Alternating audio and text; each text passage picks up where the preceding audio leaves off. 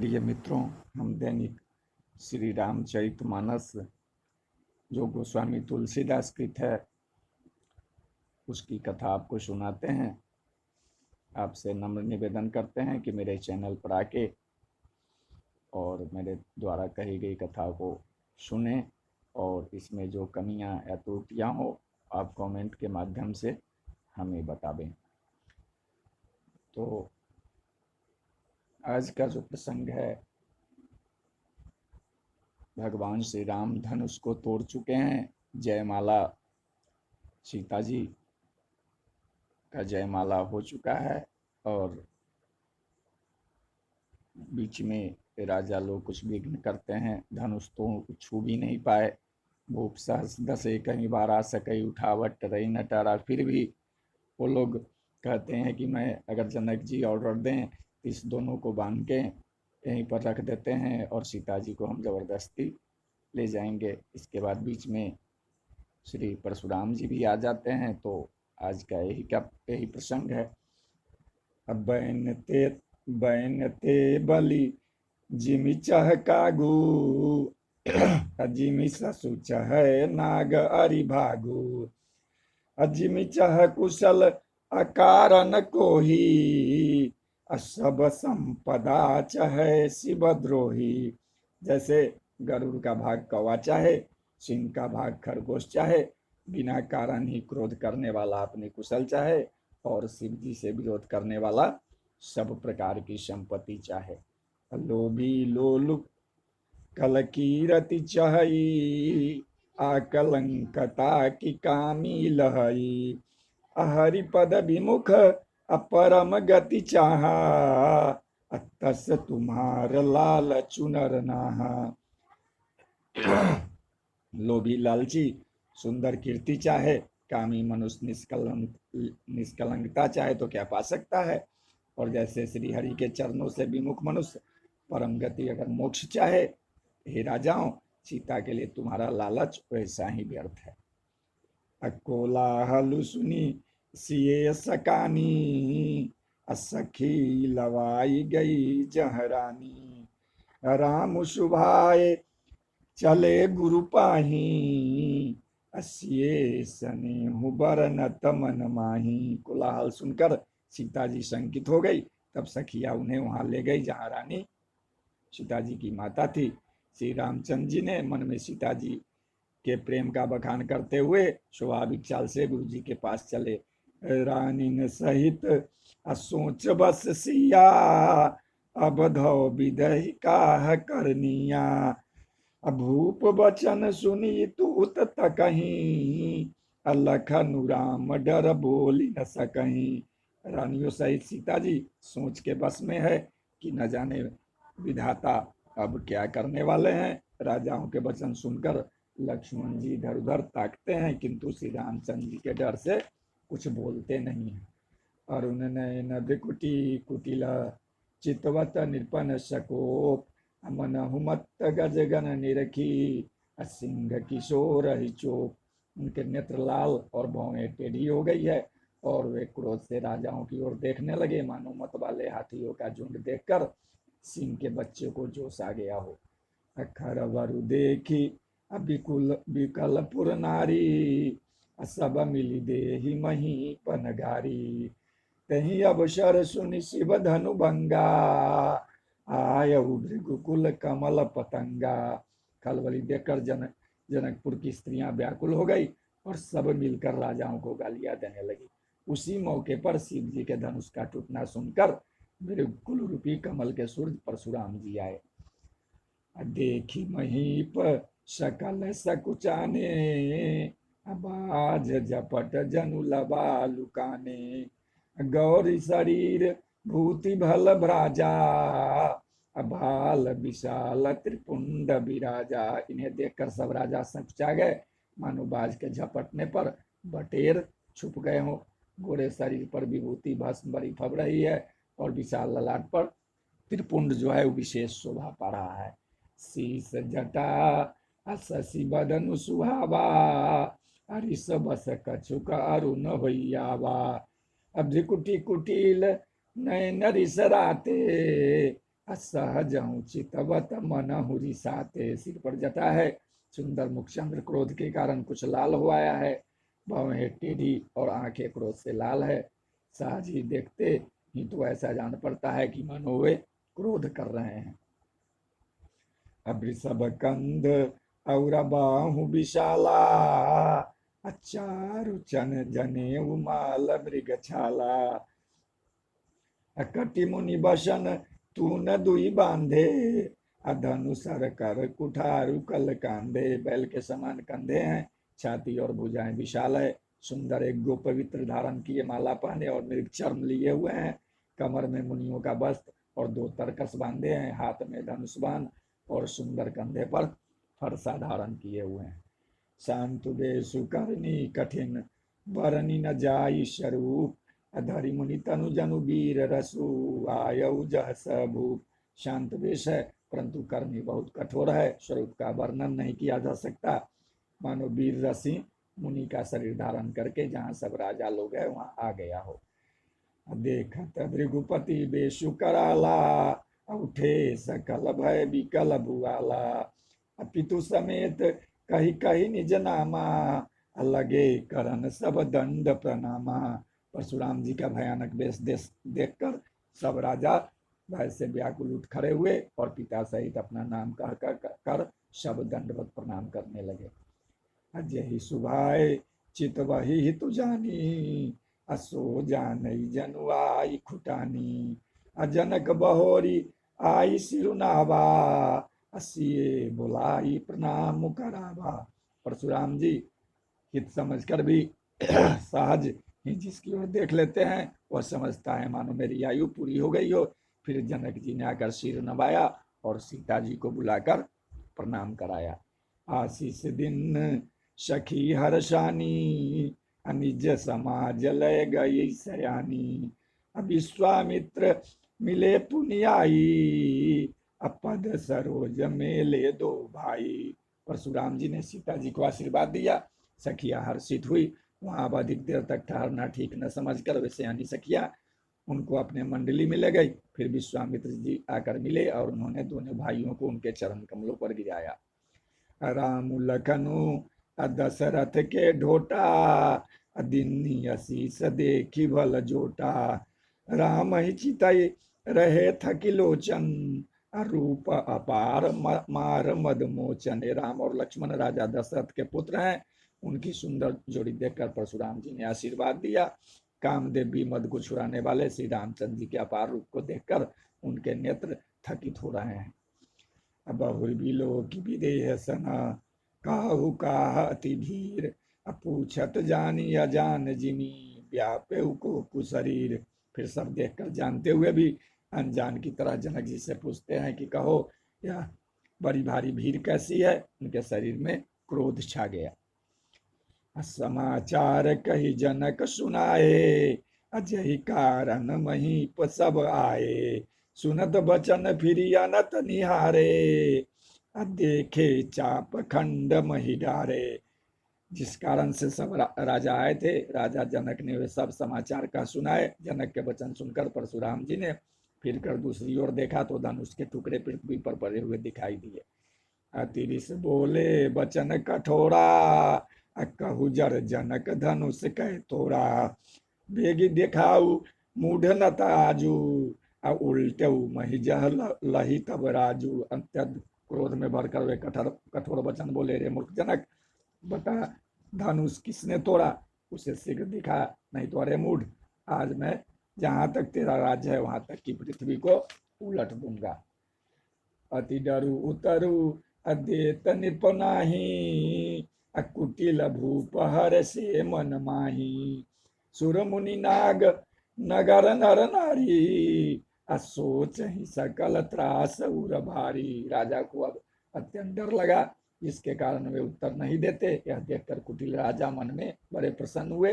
देवता मुनि नाग और नगर के स्त्री पुरुष सभी सोच करने लगे, सबके हृदय में बड़ा भय है। मन पछिताती असिए महतारी, अविधि अब सबरी बात बिगारी। अभिगुपति कर सुबाऊ सुनि सीता, आराध निमेष कलप संगीता। श्री सीता जी की माता मन में पछता रही है कि हाय, विधाता ने अब बनी बनाई बात बिगाड़ दी। परशुराम जी का स्वभाव सुनकर सीता जी को भी आधा क्षण विकल्प के समान बीतने लगा। सब बिलो के लोग सब जान जान की भीरु, हृदय न हरसु विषाद कछु, बोले श्री रघुबीरु। तब श्री रामचंद्र जी सब लोगों को भयभीत देखकर और सीता जी को डरी हुई जानकर बोले। उनके हृदय में न कुछ हर्ष था और न कुछ विषाद। कि नाथ शंभुधनु भंजनिहारा, होई है केहू एक दास तुम्हारा। आय सुकाह कही किन मोही, सुनि रिसाई बोले मुनि को ही। हे नाथ, शिव जी को धनुष को तोड़ने वाला आपका कोई एक दास ही होगा, क्या आज्ञा है, मुझसे क्यों नहीं कहते। यह सुनकर क्रोधी मुनि रिसा कर बोले। सेबकु सो जो करे सेवकाई, हरि करनी करी करी लड़ाई। सुनहु राम जय शिव धनु तोरा, सहस बाहु सम सोरी पुमोरा। सेवक वह है जो सेवा का काम करे, शत्रु का काम करके तो लड़ाई ही करना चाहिए। हे राम सुनो, जिसने शिव जी को धनुष को तोड़ा है वह सहस्त्र बाहु के समान मेरा शत्रु है। सो बिल गाऊ अभियाई समाजा, न तमारे जय हैं सब राजा। सुन मुनि बचन लखन मुस्काने, बोले परसुधर ही अपमाने। वह इस समाज को छोड़कर अलग हो जाए, नहीं तो सभी राजा मारे जाएंगे। मुनि के वचन सुनकर लक्ष्मण जी मुस्कुराए और परशुराम जी का अपमान करते हुए बोले कि बहु धनु ही तोरी लड़िकाई, कबहु न सिरिस किन्नी गोसाई। यही धनु पर ममता के हेतु, सुनि रिसाई कह बिल्कुल के तू। हे गोसाई, लड़कपन में हमने बहुत सी धनुहियां तोड़ डाली, किंतु आपने ऐसा क्रोध कभी नहीं किया। इसी धनुष पर इतनी ममता किस कारण से है। यह सुनकर भृगुवंश की ध्वजा स्वरूप परशुराम जी कुपित होकर कहने लगे। रे नृप बालक काल बस, बोलत तो ही न संभार। धनु ही समूहि त्रिपुरारी, धनु विदित सकल संसार। अरे राजपुत्र, काल के बस के होने से तुझे बोलने में कुछ भी होश नहीं है। सारे संसार में विख्यात शिव जी का यह धनुष क्या धनु ही के समान है। अलखन कहा हसी हमरे जाना, सुनहु देव सब धनुष समाना। काछति लाभ जनु धनु तोड़े, देखा राम नयन के भोरे। लक्ष्मण जी ने हंसकर कहा कि ये देव सुनिए, हमारे जान में तो सभी धनुष एक से ही है, पुराने धनुष के तोड़ने में क्या हानि लाभ। श्री रामचंद्र जी ने तो इसे नवीन के धोखे से देखा था। चुअत टूट रघुपत ही न दोषु, मुनि बिनु काज करिए कतरोसु। बोले चितई परस की ओरा, रे सठ सुने सुभाव न मोरा। फिर यह तो छूते ही टूट गया, इसमें रघुनाथ जी का कोई दोष नहीं है। मुनि आप बिना ही कारण किस लिए क्रोध करते हैं। परशुराम जी अपने फरसे की ओर देखकर बोले, अरे दुष्ट, तू मेरे स्वभाव नहीं सुना। बालक बोली बधऊ नहीं तो ही, केवल मुनि जड़ जा नहीं मोही। बाल ब्रह्मचारी यति को ही, विश्व विदित क्षत्रिय कुलद्रोही। मैं तुझे बालक जानकर नहीं मारता हूँ। अरे मूर्ख, क्या तू मुझे निराम मुनि ही जानता है। मैं बाल ब्रह्मचारी और अत्यंत क्रोधी हूँ। क्षत्रिय कुल का तो शत्रु हूँ, वो तो विश्व भर में विख्यात है। अभुज बल भूमि अभूप बिनु किन्ही, विपुल बार मही देवन दिन्नी। सहस बाहु भुज छेद निहारा, परसु बिलो कुमही कुमारा। अपनी भुजाओं के बल से मैंने पृथ्वी को राजाओं से रहित कर दिया और बहुत बार उसे ब्राह्मणों को दे डाला। हे राजकुमार, सहस्त्र बाहु की भुजाओं को काटने वाले मेरे इस फरसे को देख। मातु पिता ही जनि सोच बसा, करसी महिष किशोर। अगरवन के अरबक दलना, परसु मोर अति घोर। अरे राजा के बालक, तो अपने माता पिता के सोच के बस न कर। मेरा फरसा बड़ा भयानक है, क्योंकि यह गर्भों के बच्चों को भी नाश करने वाला है। अभी हसी लखन बोले मृदुबानी, अहो मुनि सुमहा भटमानी। पुनि पुनि मोहि देखाब कुठारू, चहत उरावन फुकी पहारू। लक्ष्मण जी हंसकर कोमलवाणी से बोले, ओ मुनीश्वर, तो अपने को बड़ा भारी योद्धा समझते हैं, बार बार मुझे कुल्हाड़ी दिखाते हैं, फूक से पहाड़ उड़ाना चाहते हैं। यहाँ कुमार बतिया को नाही, जे तर्जन देखी मरी जाही। देखी कुठारू सरासन बाना, मैं कछु कहा सहित अभिमाना। यहाँ कोई कुमरे की बतिया नहीं है जो तर्जनी की उंगली को देख के ही मर जाती है। कुठार और धनुष बाण देखकर ही मैंने कुछ अभिमान सहित कहा था कि भृगुसुत समुझि जनेऊ बिलो की, जो कछु कहूँ सहु रिसरो की। सुरमई सुरहरि जन रुगाई, हमरे कुल इन पर न सुराई। भृगुवंशी समझकर और यज्ञोपवीत देखकर तो जो कुछ आप कहते हैं उसे मैं क्रोध को रोक कर सह लेता हूँ। देवता ब्राह्मण भगवान के भक्त और गौ, इन पर हमारे कुल में वीरता नहीं दिखाई जाते। बधे पापू अपकीरत यारे, मारत हूँ पापरिय तुम्हारे। कोटि कुलिस्तम वचन तुम्हारा, व्यर्थ धरहूँ धनुबान कुठारा। क्योंकि इन्हें मारने से पाप लगता है और इनसे हार जाने पर अपकीर्ति होती है, इसलिए आप मारे तो भी आपके पैर ही पड़ना चाहिए। आपका एक एक वचन ही करोड़ों वज्रों के समान है। धनुष बाण और कुठार तो आप व्यर्थ ही धारण करते हैं। जो बिलो की अनिच्युति कहु, क्षमऊ महामुनि धीर। सुनी सरोस भृगुवंश मणि, बोले गिरा गंभीर। से धनुष बाण और कुठार को देखकर मैंने कुछ अनुचित कहा हो तो उसे हे धीर महामुनि क्षमा कीजिए। यह सुनकर भृगुवंश मणि परशुराम जी क्रोध के साथ गंभीर वाणी बोले कौशिक सुनहु मंद यह बालक, कुटिल काल बस निज कुल घालकु। भानुवंश राकेश कलंकु, निपट निरंकुश अबुध असंकु। यह विश्वामित्र सुनो, यह बालक बड़ा कुबुद्धि और कुटिल है और काल के बस होकर यह अपने कुल का घातक बन रहा है। यह सूर्यवंश रूपी पुरुषंत का कलंक है। यह बिल्कुल उदंड मूर्ख और निडर है। काल कबलु होई छन माही, कहु पुकारी खोरी मोहि नाही। तुम हट कहूँ जो चाहूँ बारा, कही प्रताप बल रोसु हमारा। अभी क्षण भर में यह काल का ग्रास हो जाएगा। मैं पुकार कर कह देता हूँ, फिर मुझे दोष नहीं है। यदि तुम्हें इसे बचाना चाहते हो तो हमारा प्रताप बल और क्रोध बताकर इसे मना कर दो। लखन कहे मुनि सुजसु तुम्हारा, तुम ही अछत को बरने पारा। अपने मुंह तुम आपनी करनी, मारन एक भांति बहु बरनी। लक्ष्मण जी ने कहा, है मुनि, आपका सुयश आपके रहते दूसरा कौन वर्णन कर सकता है। आपने अपने ही मुंह से अपनी करनी अनेकों बार बहुत प्रकार से वर्णन की है। नहीं संतोष तपुनि कछु कहूँ, जनि ऋषि रोकी दुसह दुख सहूँ। वीर व्रती तुम धीर अछोभा, गारी देत न पावऊँ शोभा। इतने पर भी संतोष न हुआ तो फिर कुछ कह डालिए। क्रोध रोक कर असह दुख मत सहिए। आप वीरता का व्रत धारण करने वाले धैर्यवान और क्षोभ रहित है, गाली देते शोभा नहीं पाते। सुर समर करनी करही, कहीं न जना बही आप। अविद्यमान रन पाई रिपु, कायर कथहि प्रताप। सुरवीर तो युद्ध में करनी करते हैं, कहकर अपने को नहीं जनाते। शत्रु को युद्ध में उपस्थित पाकर कायर ही अपने प्रताप की डिंग मारते हैं। तुम तो कालहाक जनुलाबा, बार बार मोहि लागी बोलाबा। सुनत लखन के बचन कठोरा, परसु सुधारी धरे उकर घोड़ा। आप तो मानो काल को हाँक लगाकर बार बार उसे मेरे लिए बुलाते हैं। लक्ष्मण जी के कठोर वचन सुनते ही परशुराम जी ने अपने भयानक फरसे को सुधार कर हाथ में ले लिया। अब जनि देई अदोष मोहि लोगु, अकटुवादी बालकु बध जोगु। बाल बिलो की बहुत मैं बाचा, अब यहु मरा निहार भाषाचा। अब लोग मुझे दोष न दे, यह करुआ बोलने वाला बालक मारे जाने योग्य है। इसे बालक देखकर मैंने बहुत बचाया, पर यह सचमुच मरने को ही आ गया है। कौशिक कहा क्षमीय अपराधु, अब बाल दोष गुण गण ही न साधु। खर कुठार मैं अकुरन को ही, आगे अपराधी गुरुद्रोही। विश्वामित्र जी ने कहा, अपराध क्षमा कीजिए।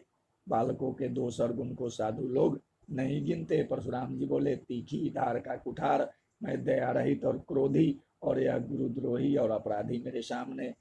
अवतरु देत अछोरऊ बिनु मारे, केवल कौशिक शील तुम्हारे। अनत यही काटी कुठार कठोरे, गुरु ही उरी न होते श्रम थोरे। उत्तर दे रहा है, इतने पर भी मैं इसे बिना मारे छोड़ रहा हूँ। सो हे विश्वामित्र, केवल तुम्हारे प्रेम से, नहीं तो इस कठोर कुठार से काटकर थोड़े ही परिश्रम से गुरु से उड़ी न हो जाता। गादि सुनु का हृदय हसी, मुनि हरियर सूज। अयमय खारन उखमय, अजहु न बूझ बूझ विश्वामित्र हृदय में हंसकर कहा, मुनि को हरा ही हरा सूझ रहा है, अर्थात सर्वत विजयी होने के कारण ये श्री राम लक्ष्मण को भी साधारण क्षत्रिय ही समझ रहे हैं, किंतु यह लोह मई केवल फौलाद की बनी हुई खार है, ऊख की खार नहीं है जो मुंह में लेते ही गल जाए। खेद है, मुनि अब भी बेसमझ बने हुए हैं, इनके प्रभाव को नहीं समझ रहे हैं। तो सियावर रामचंद्र की जय, पवन सुत हनुमान की जय। जय सिया राम जय जय हनुमान, जय सिया राम जय जय हनुमान, जय सिया राम जय जय हनुमान, जय सिया राम जय जय हनुमान। सियावर रामचंद्र की जय, पवन सुत हनुमान की जय। बोलो भाई सब संतन की जय। हर हर महादेव, जय शिव शंभु, हर हर महादेव।